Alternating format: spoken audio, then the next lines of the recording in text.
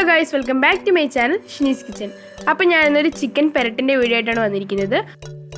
പാത്രത്തിൽ കുറച്ച് ഓയിൽ ഒഴിച്ചതിന് ശേഷം മസാലകളിട്ട് മൂപ്പിച്ചെടുക്കാം. അതിലേക്ക് ഒരു 3 സവോള ഇതുപോലെ ചെറിയ പീസായതിനു ശേഷം കട്ട് ചെയ്തെടുക്കാം. അതിലേക്ക് കുറച്ച് ഉപ്പും കുറച്ച് കറിവേപ്പിലയും ചെയ്ത് മിക്സ് ചെയ്തെടുക്കാം. ഇതിലേക്ക് നമുക്ക് 2 ടീസ്പൂൺ ചില്ലി പേസ്റ്റും 2 ടീസ്പൂൺ ജിഞ്ചർ ഗാർലിക് പേസ്റ്റും ചേർത്ത് കൊടുത്ത് നന്നായിട്ടൊന്ന് വഴറ്റിയെടുക്കാം. ഇതിലേക്ക് നമുക്കിനി മസാലകൾ ചേർത്ത് കൊടുക്കാം. ഒരു 1/4 ടീസ്പൂൺ അളവിൽ മഞ്ഞൾപ്പൊടി ചേർത്ത് കൊടുക്കാം. ഇതിലേക്ക് നമുക്കൊരു 3 ടീസ്പൂണോളം മല്ലിപ്പൊടി ചേർത്ത് കൊടുക്കാം. ഇനി നമുക്കിതിലേക്ക് മുളക് പൊടി ചേർത്ത് കൊടുക്കണം. അപ്പോൾ ഞാനിവിടെ 2 ടേബിൾ സ്പൂണാണ് മുളക് പൊടി ചേർത്ത് കൊടുക്കുന്നത്. എന്നിട്ട് നമുക്ക് ഈ മസാലകളുടെ പച്ചമണം മാറുന്ന അത്രയും നേരം നന്നായിട്ടൊന്ന് വഴറ്റിയെടുക്കാം.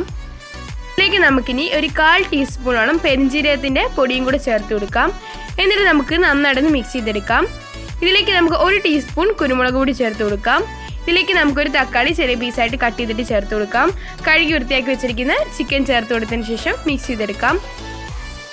ഇനി നമുക്കിതിലേക്ക് കുറച്ച് വെള്ളം ഒഴിച്ചു കൊടുക്കാം. ഏകദേശം 1 ഗ്ലാസോളം വെള്ളമാണ് ഞാനിപ്പം ഒഴിച്ചു കൊടുക്കുന്നത്. നന്നായിട്ട് ഇതുപോലെ ഒന്ന് മിക്സ് ചെയ്തതിന് ശേഷം ഇതിലേക്ക് നമുക്ക് കുറച്ച് മല്ലിയില ചേർത്ത് കൊടുക്കാം. അതുപോലെ തന്നെ ഏകദേശം ഒരു 2 ടീസ്പൂണോളം ചിക്കൻ മസാലയും കൂടെ നമുക്കിതിലേക്ക് ചേർത്ത് കൊടുക്കണം. ഇനി നമുക്കൊന്ന് മിക്സ് ചെയ്തെടുക്കാം. ഇനി നമുക്കിതൊരു 10 മിനിറ്റ് ഒന്ന് അടച്ച് വേകാൻ വയ്ക്കാം. അതിന് മുമ്പ് ഞാൻ 1 ഗ്ലാസ് വെള്ളം കൂടെ ഇതിലേക്ക് ഒഴിച്ചു കൊടുത്തിട്ടുണ്ട്.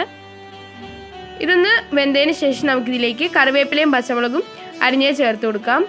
എന്നിട്ട് ഇതിലേക്ക് ഏകദേശം ഒരു 2 ടേബിൾ സ്പൂണോളം തൈര് ഒഴിച്ചു കൊടുക്കണം. എന്നിട്ട് നമുക്ക് നന്നായിട്ട് മിക്സ് ചെയ്തെടുക്കാം. ഇനി നമുക്ക് ഇതിനകത്തുള്ള വെള്ളമൊക്കെ നന്നായിട്ട് വറ്റിച്ചെടുക്കണം. അപ്പോൾ അതിൻ്റെ ഇടയ്ക്കിടയ്ക്ക് ഞാൻ കുറച്ച് കുരുമുളക് പൊടിയും അതുപോലെ വെളിച്ചെണ്ണയൊക്കെ ഒഴിച്ചു കൊടുക്കുന്നുണ്ട്. ഇതിലേക്ക് അവസാനമായിട്ട് മല്ലിയിലയും കുറച്ച് കറിവേപ്പില ഇട്ടിട്ട് ഒന്ന് ഗാർണിഷ് ചെയ്തെടുക്കാം. ഇപ്പോൾ നമ്മുടെ അടിപൊളിയായിട്ടുള്ള ചിക്കൻ പെരട്ടി ഇവിടെ റെഡി ആയിട്ടുണ്ട്.